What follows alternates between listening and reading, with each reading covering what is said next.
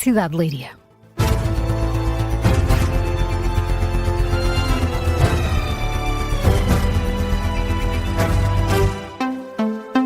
Bom dia, notícias às 7 na Rádio Observador, uma edição do jornalista Luís Soares. Os Estados Unidos lançaram uma nova vaga de ataques contra o Irão depois de Donald Trump avisar que Teherão ia pagar o preço pelo impasse nas negociações. Na sequência dos ataques, a Guarda Revolucionária Iraniana anunciou o encerramento do Estreito de Hormuz. É a segunda noite de ataques dos Estados Unidos ao Irão. As tropas norte-americanas atingiram várias cidades. A imprensa internacional dá conta de explosões em Teherão e em várias outras regiões ao longo do Estreito de Hormuz. E Miguel Gato, a retaliação iraniana também já começou. Sim, o Irão respondeu aos Estados Unidos com ataques contra bases militares norte-americanas no Bahrein, no Kuwait e também na Jordânia. O espaço aéreo do Kuwait chegou a estar encerrado, mas foi reaberto há pouco, uma informação que tem poucos minutos. A situação no Estreito de Hormuz tornou-se ainda mais tensa, com o regime do Irão a declarar a proibição de todo o tráfego marítimo no Estreito de Hormuz, devido à insegurança na região. A Guarda Revolucionária Iraniana diz que é uma resposta direta às atrocidades que estão a ser cometidas por Washington. E qual é a justificação dada pelos Estados Unidos para estes ataques, Miguel? O Comando Central dos Estados Unidos revela que a ofensiva atingiu sistemas de comunicação e instalações de defesa iranianas. O exército norte-americano disparou contra alvos iranianos que representavam uma ameaça às forças norte-americanas e também aos navios comerciais internacionais perto do Estreito de Hormuz, e a justificação do Pentágono é o facto de este ser um ataque com teor de diplomacia, ou seja, o Pentágono considera que estes ataques são um ato de diplomacia contra aquilo que tem sido o impasse nas negociações por parte do regime iraniano. Este segundo ataque consecutivo por parte dos Estados Unidos era já previsível, isto devido às declarações de Donald Trump durante o dia de ontem. O presidente norte-americano prometeu continuar com os bombardeamentos enquanto não há acordo. We hit them hard yesterday and we're going to hit them again hard today. And we'll see what happens with the deal. Foi o que disse Donald Trump, que continua a dizer que o acordo com o Irão está muito próximo de estar fechado. O presidente dos Estados Unidos, que esta semana deu o prazo máximo de 2 semanas até o entendimento estar concluído, mas os ataques continuam. Miguel Gato, e as mais recentes atualizações da guerra entre os Estados Unidos e o Irão, em consequência desta nova onda de ataques, o preço do barril do petróleo está de novo a disparar. O Brent, de referência para a Europa, está a ser negociado esta manhã a mais de $95 por barril, numa declaração conjunta divulgada ainda antes desta segunda ronda consecutiva de ataques. 22 países condenam os serviços de segurança iranianos pelo uso deplorável de gangues criminosos internacionais e locais em planos no Ocidente. Portugal está na lista de países que assinam a declaração, que inclui também outros países europeus e ainda os Estados Unidos da América. Acusam o Irão de estar por detrás de uma campanha de ataques que visam comunidades judaicas e jornalistas iranianos e norte-americanos. São temas para analisarmos no Gabinete de Guerra com o historiador Bruno Cardoso Reis. A proposta do Governo de criar a prestação social única obriga jovens com deficiência ou cancro a fazer até 15 horas de trabalho social. A proposta legislativa do Governo é discutida amanhã no Parlamento. Isso exclui da obrigação de trabalho social deficiências mais severas, iguais ou superiores a 80% de incapacidade. É o que adianta esta manhã o Jornal de Notícias. Na proposta do Governo, citada pelo JN, lê-se que o direito à prestação social única fica condicionado a atividades de solidariedade social. A condição aplica-se aos beneficiários e aos membros do agregado familiar que estejam desempregados e tenham entre 18 e 25 anos. Há várias exclusões, mas no caso das pessoas deficientes só fica de fora quem tenha mais de 80% de incapacidade, um valor que fica acima dos 60% previstos para efeitos fiscais e também de apoios. Ainda assim, o JN ressalva que as pessoas pobres com deficiência têm direito a outro apoio, a prestação social para a inclusão. No entanto, mesmo que não queiram a nova PSU, as pessoas com deficiência até 79% podem ser chamadas a trabalhar enquanto membro de um agregado familiar de um beneficiário que não tem qualquer nível de deficiência. O Governo considera que ficam salvaguardadas as pessoas nesta condição que não conseguem trabalhar, uma vez que o trabalho social deve ser compatível com as aptidões e qualificações do requerente da prestação e dos membros do agregado familiar. O Governo admite ainda um aumento da despesa de 30 a 40 milhões de euros com a criação da prestação social única. O Ministério do Trabalho adianta ao público que, tendencialmente, o impacto orçamental desta prestação será neutro em relação às 13 prestações que já existem, mas o Governo admite um aumento da despesa por via do incentivo ao trabalho. Este incentivo já existe no rendimento social de inserção, mas o Ministério do Trabalho admite que pode subir com a nova prestação social única. De acordo com o diploma que é discutido amanhã no Parlamento, quem está a receber um ou mais dos 13 apoios. Vai transitar para a nova PSU sem ter que fazer qualquer pedido. Em causa está um universo de 125 mil beneficiários. Luís Montenegro e André Ventura devem encontrar-se hoje para debater o pacote laboral. A reunião pode ser decisiva para a revisão que o Governo quer fazer à Lei do Trabalho. A informação tinha sido avançada na segunda-feira pelo Presidente do Chega. André Ventura disse que teria uma reunião final com o Primeiro-Ministro. André Ventura indicou que a reunião iria realizar-se hoje, mas escusou-se a dizer qual das partes propôs o encontro. Do lado de Luís Montenegro não há ainda qualquer informação oficial de que esta reunião com André Ventura vai mesmo acontecer.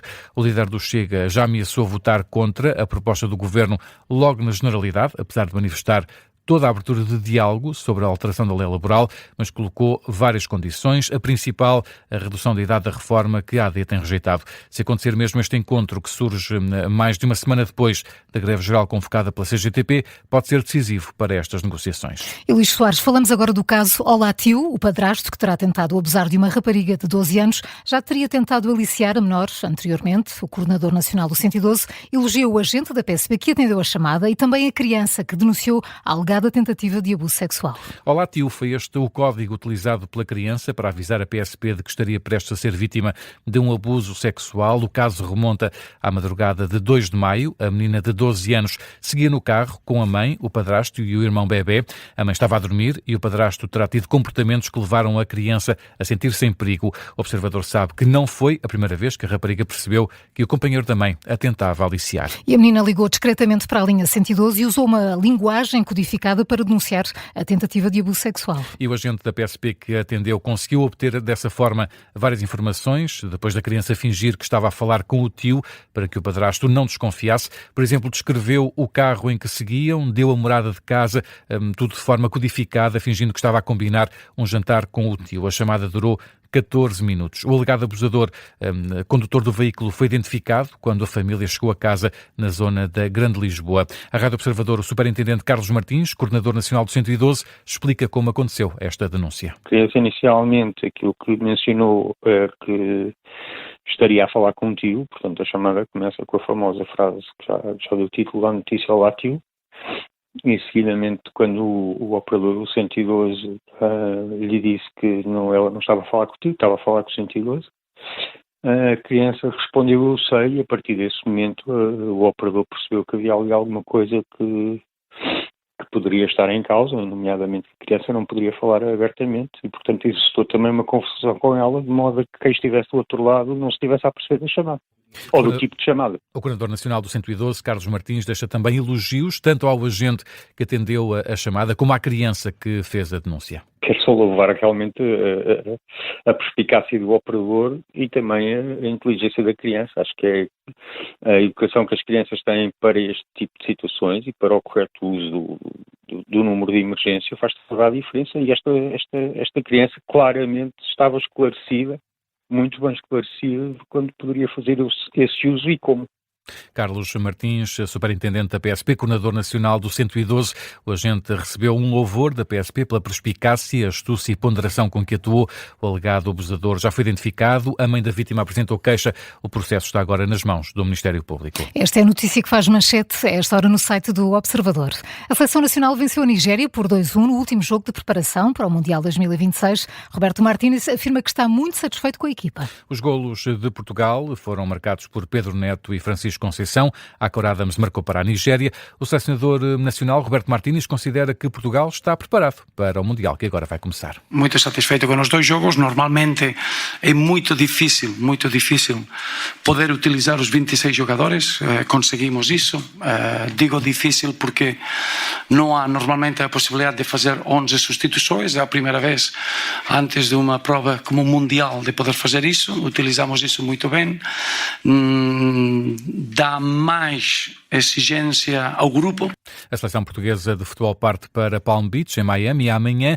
O primeiro jogo de Portugal acontece a 17 de junho, frente à República Democrática do Congo, em Houston, no Texas. O Mundial, no entanto, começa já hoje. México e África do Sul dão pontapé de saída em jogo de Grupo A da competição. Jogo marcado para as 8 da noite, hora de Lisboa. E a Rádio Observador vai acompanhar todos os jogos do Mundial. Começa hoje o Minuto 90. Transmitimos com um relato os minutos finais de todos os jogos e depois fazemos o resumo de cada encontro. Agora são 7h09. Luís Soares, que outras notícias estão em destaque nesta manhã de quinta-feira? o Presidente da República devolveu ao Parlamento o decreto sobre as regras de utilização de bandeiras em edifícios públicos. As bancadas do PSD, Chega e CDS tinham aprovado em abril o diploma que pretendia proibir que fossem hasteadas em edifícios públicos bandeiras de natureza ideológica, partidária ou associativa, por exemplo, as bandeiras LGBT ou da Palestina. Numa nota publicada ontem à noite no site da Presidência, pode ler-se que António José Seguro devolveu à Assembleia da República o decreto sem promulgação. A Assembleia da República debate hoje a isenção de tributação em CDRS das compensações financeiras às vítimas de abusos sexuais na Igreja Católica. É o que indica uma proposta do Governo que vai ser debatida hoje no Parlamento. Os deputados vão também discutir duas propostas de lei que alteram os regimes de concessão de asilo e controle de fronteiras, medidas que estão alinhadas com o Pacto Europeu em matérias de migração e asilo.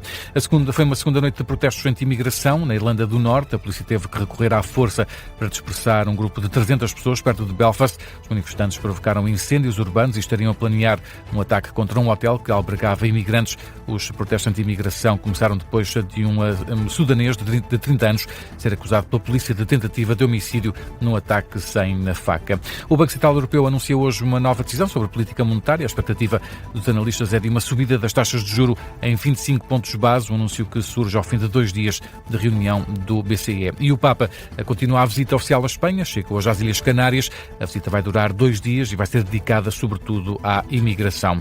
E verão, bem sabemos, é sinónimo de festivais e no Porto começa hoje o Primavera Sound.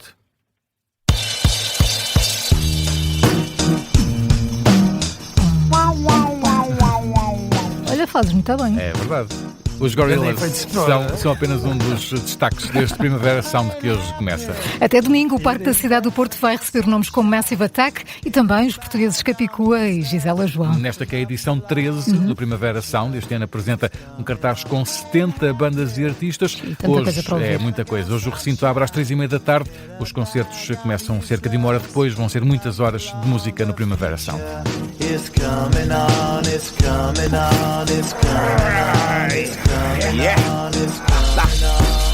Finally, someone let me out of my cage. Now, time for me is nothing cause I'm counting no A's. Nah, I couldn't be there. Nah, you shouldn't be scared. I'm good at repairs and I'm under each snare. Intangible. Bet you didn't think, so I command you to. Panoramic view. Look, I'll make it all manageable. Pick and choose, sit and lose. All you different crews, chicks and dudes. So you think it's really kicking tunes. Picture you getting down in a picture tube. Like you lit the fuse. You think it's fictional, mystical, maybe. Spiritual hero who appears in you to clear your view when you're too crazy.